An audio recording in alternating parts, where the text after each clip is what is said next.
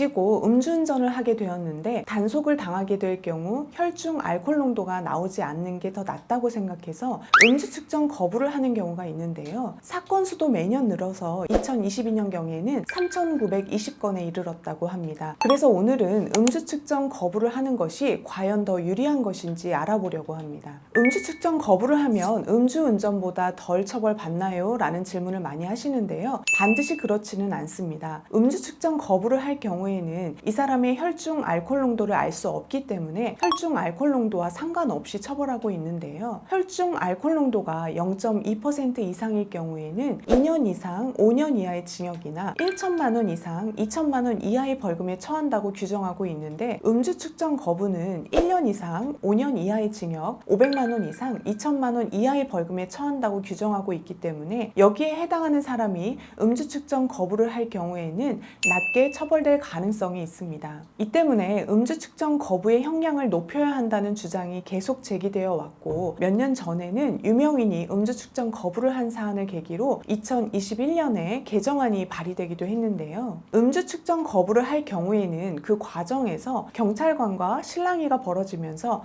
폭행, 모욕 등이 문제가 되어 처벌을 받기도 하기 때문에 매우 주의해야 합니다. 처벌이 어느 정도 되는지 말씀을 드리면 도로교통법 제148조의 2에서는 술에 취한 상태에 있다고 인정할 만한 상당한 이유가 있는 사람인데 음주 측정에 불응한 사람은 1년 이상 5년 이하의 징역이나 500만 원 이상 2천만 원 이하의 벌금에 처한다고 규정하고 있습니다. 만약 음주 측정 거부죄로 벌금 이상의 형을 선고받고 그 형이 확정된 날로부터 10년 내에 다시 이를 범한 때에는 1년 이상 6년 이하의 징역이나 500만 원 이상 3천만 원 이하의 벌금에 처해집니다. 실제로 처벌된 사례를 살펴보면 음주 측정 거부를 1회해서 벌금 500만 원을 선고받은 후 음주운전을 범한 경우에는 징역 1년이 선고된 경우가 있고 음주운전으로 벌금 200만 원을 선고받았다가 음주 측정 거부를 한 경우에 벌금 1,000만 원이 선고된 사례가 있습니다. 또 음주 측정 거부를 했다가 이후에 음주운전을 범한 경우 징역 1년에 집행유예 2년이 선고된 사례도 있습니다. 술에 취한 상태에 있다고 인정할 만한 상당한 이유가 있는 경우란 주로 경찰관이 운전자에 대해서 기록한 서면, 운전하는 모습이 촬영된 CCTV, 블랙박스 등을 가지고 결정을 하는데요. 발음이 이상하거나 혈색이 붉다거나 술 냄새가 심하게 난다는 등의 경우가 해당될 수 있고 보통은 5분 간격으로 3회를 요구했는데 불응한 경우에 처벌을 받게 됩니다.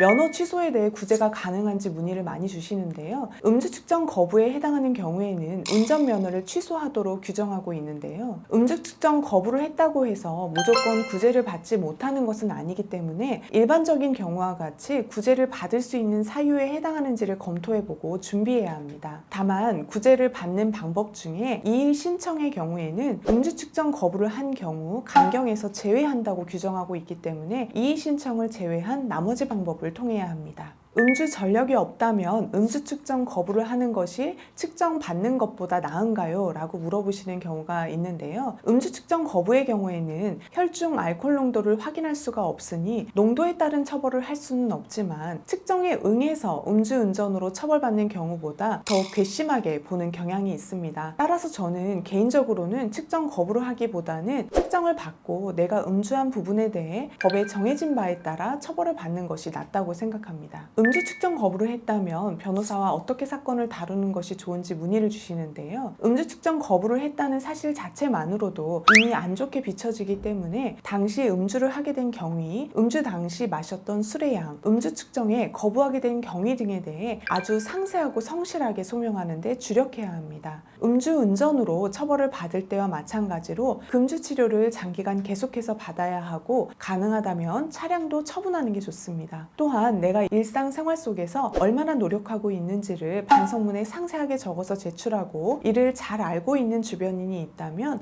탄원서도 받아서 제출하면 좋습니다. 오늘 음주 측정 거부에 대해서 설명을 드렸는데요. 이와 관련해서 도움이 필요하시면 상담 전화로 문의 주세요.